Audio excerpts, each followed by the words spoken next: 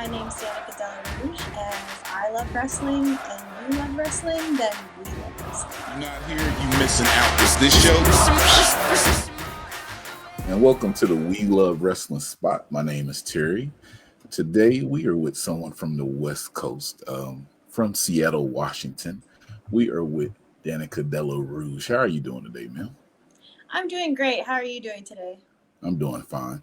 If the people don't know you and you're not familiar with the show, this is something new that we do just to introduce our guests so they can see what you look like in your ring attire. So give me 1 second here.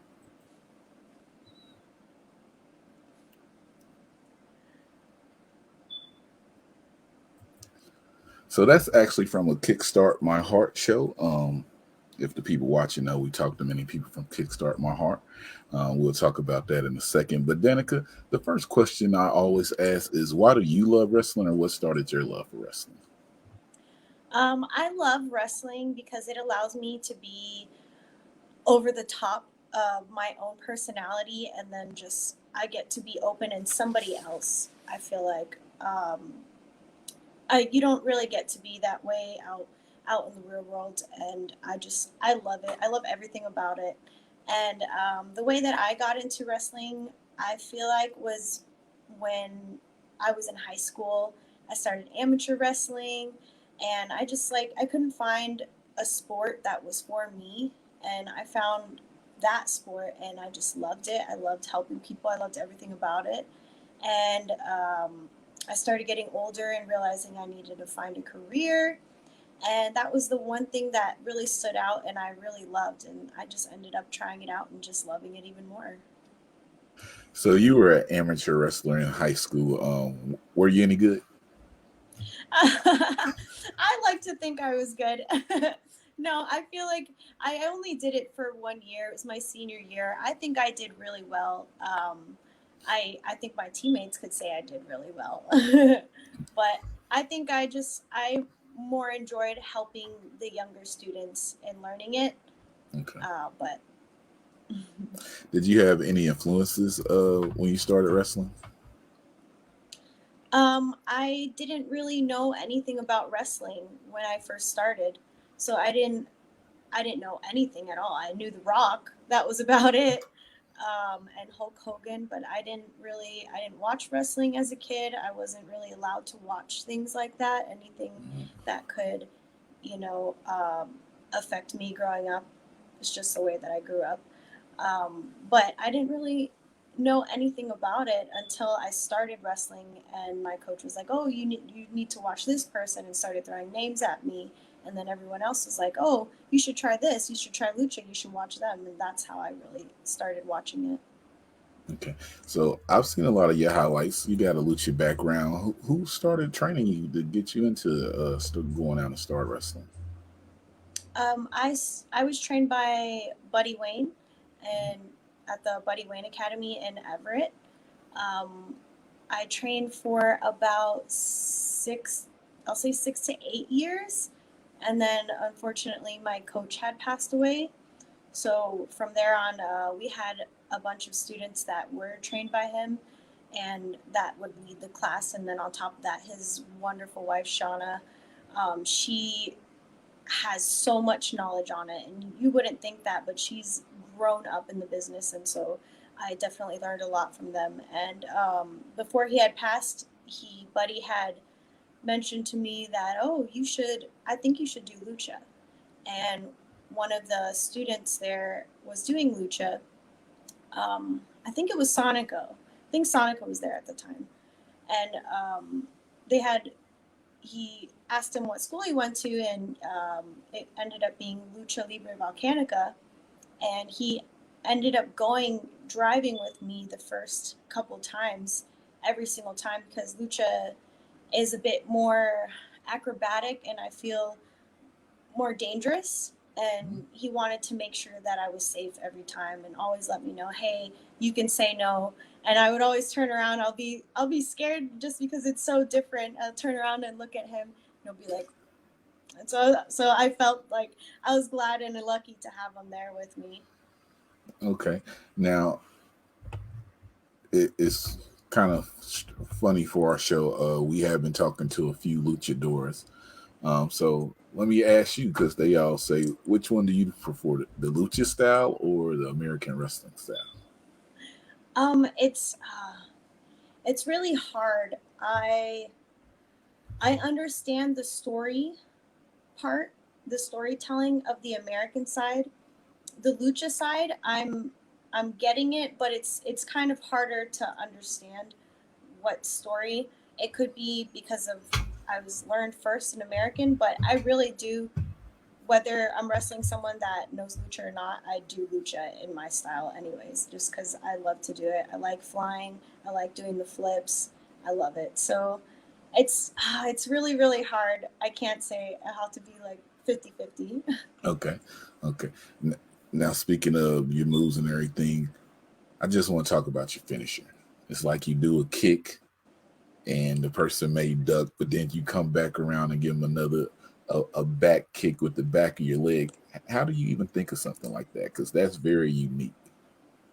Um, you know, I think a lot of it is looking at the older wrestling styles, and I know I've watched Alicia Fox and her kicks where she does the Mm, double and then throws it down. But also looking at what's different and what makes you stand out. I'm sure someone's done it before because everyone's like, there's nothing new you can come up with. Someone's done it. You may not find it, but and I think I just really like that one. I have acquired new finishers. I'm still testing them out just because you have to perfect it and like you don't want to go out there and just botch it, end up on Botchamania. they did just get their channel back. Yeah, I did see the last one. um, But yeah. can you give us like a little sneak peek or a taste, or you just want to just hold it until you actually bust out your finisher? I think I actually have done it. I've done it maybe twice now. Mm. Once was in South Korea.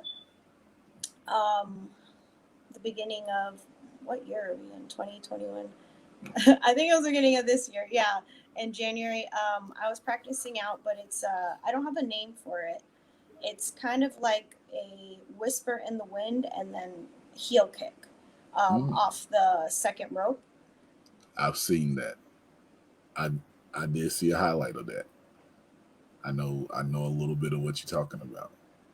Is it like a kick and you spin with it? Yeah, it's like you jump backwards, do a Yeah. front flip, and throw your leg out. Okay, I've seen that. You did that in, it was, I think, an outdoor match maybe. I was watching a highlight clip and I saw that move and I was like, okay. So also looking up things, see if you want to talk about it. Heard you're a champion out here. Um, won the championship in Sturgis, lingerie fighting championship. Um, Yes, LFC. That yes. was so much fun.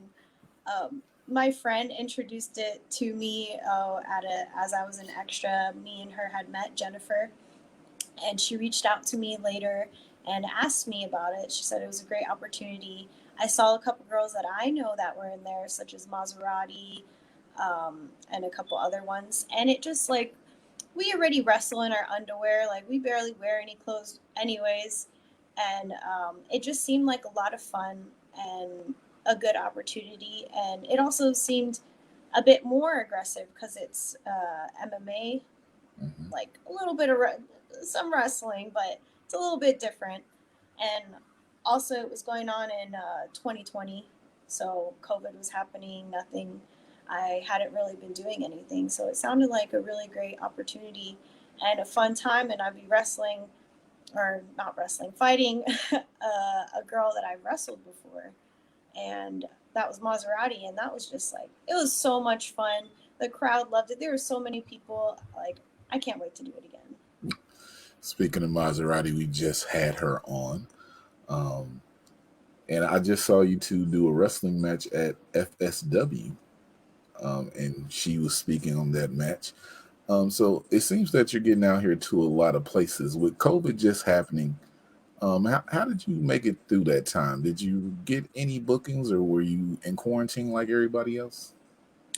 Um, at the beginning, I was quarantining, and then the whole Black Lives Matter incidents and everything was coming up, and I have a niece that was just born, and I decided, well, I'm sorry, I'm not going to be there for her birth. I won't be there for a little bit of her life, but I'm going to go do this because I support this, and I'm going to go and help the future. I'm going to try and help support it.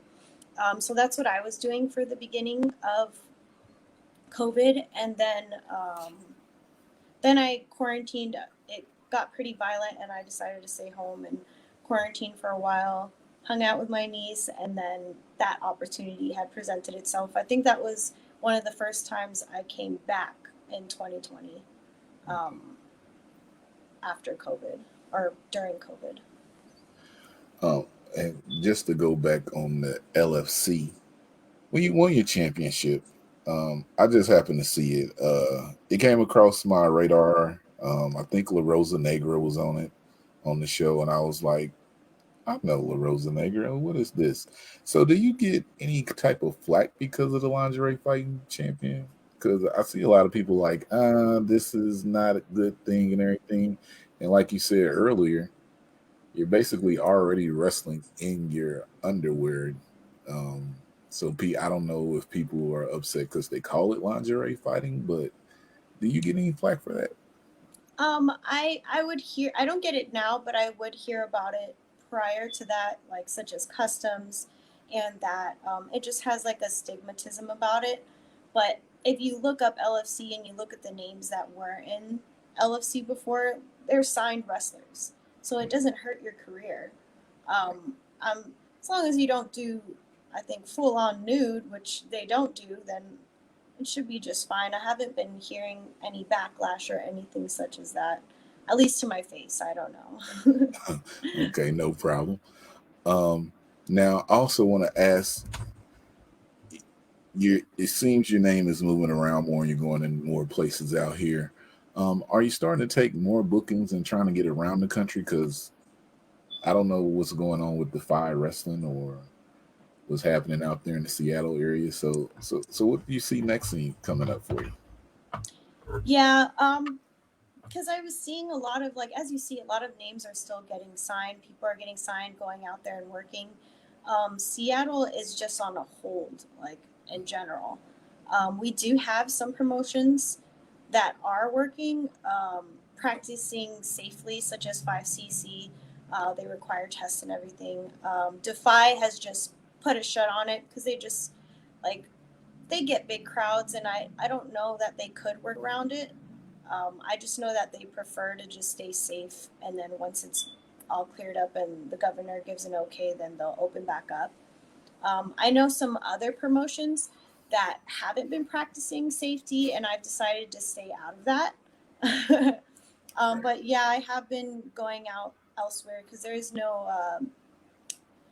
not much training or things going on in the wrestling business. You're going to get left behind, and I'm not trying to get left behind. So I've just been going out, to California to wrestle with a friend, Viva Van, the Hellbat Vixen. She introduced me to one of, like, a really, really great school in LA, um, Rikishi School. That's Knox Pro. They've Max been Pro. such a blessing in my life. Shout out to Knox Pro. Shout out to Viva Van was on the last Mission Pro show. I did just meet her.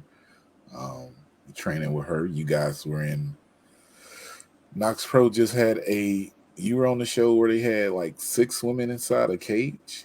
Um Yes, yes, that was how so much fun. I think that was my first cage match. I watched Um, that on Twitch. How was that for you? it's so different. They have shows like every Tuesday, but I think this was their first all women's match. I think they're gonna Yes, it continue to was. do that. I would hope so. I think they are.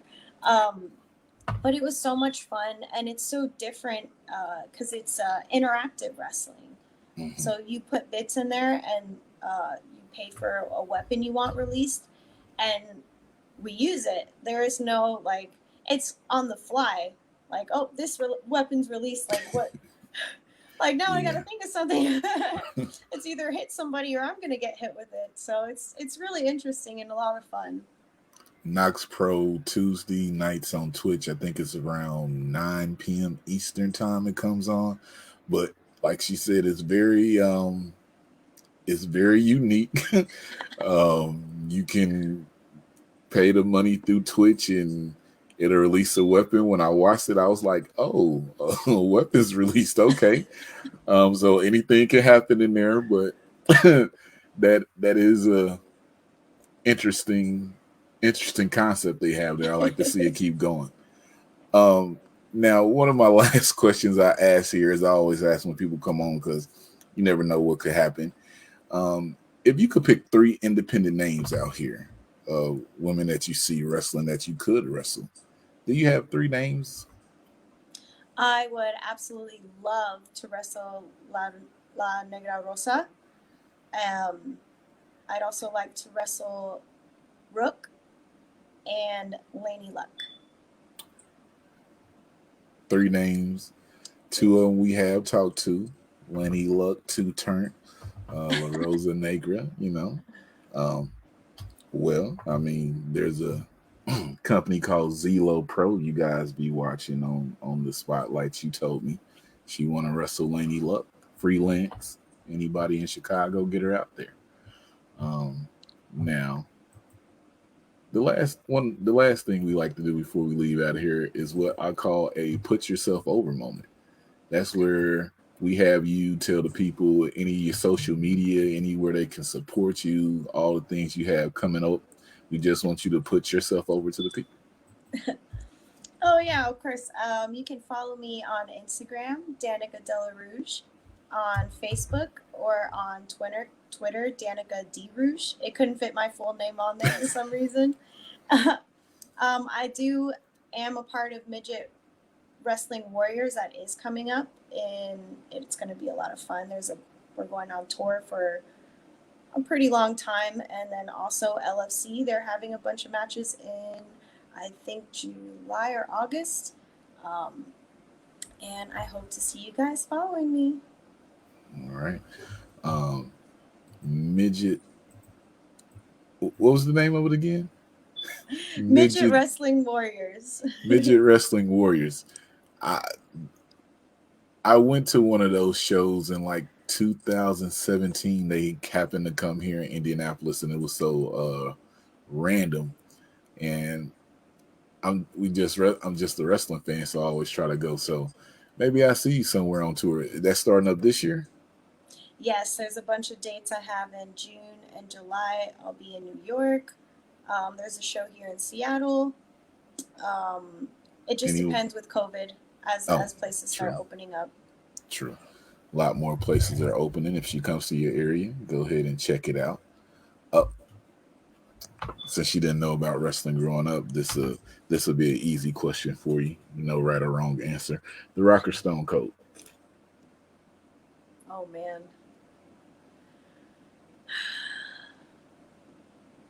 I'm gonna have to say Stone Cold. Oh, all right. It's no right or wrong answer. No right or wrong. No right or wrong. I'm. I go back and forth on it. Before we leave, I give you this opportunity. Is there anything you want to tell to the people that they should just remember about you if they see you on the show or watch you on any videos of your matches? Because I watched a few of your matches, and I like your style, your wrestling skill set that you have. It's very unique. Someone may have did it before, but the way you put your twist on it, I like to see it. So, anything you want the people to take home with them if they see you? Yeah, if you ever see me, feel free to come say hello. I'm always very friendly. I always love meeting new people. Follow me. I don't bite. And you're free to ask me anything, really. I'll give you a straight up answer. Oh, okay. Well, before we leave, I'm gonna ask about this. What's behind this get up right here? The wings and everything. My wings? Yes. I feel like my wings set me apart. and it also is part of my name, which is Danika. That came from my stepsister's sister that passed away, and I feel like it also comes from, I think, everyone in my life important to me passing away. Like, these are my wings. Like, it kind of represents them to me. It's something symbolic for me. I like that description right there. I got a pair of wings right here on my arm for the people who passed away from me. So I'm all about you having the wings out there. So Danika, I do appreciate you giving us this time. We wish you all luck and success. We may come across each other because I just be out randomly at wrestling shows, so you never know. But other than that, I like to thank you again for giving us this time. And I'm Terry, and like I always say, if I love wrestling and you love wrestling, then we love wrestling. It's too sweet for the culture.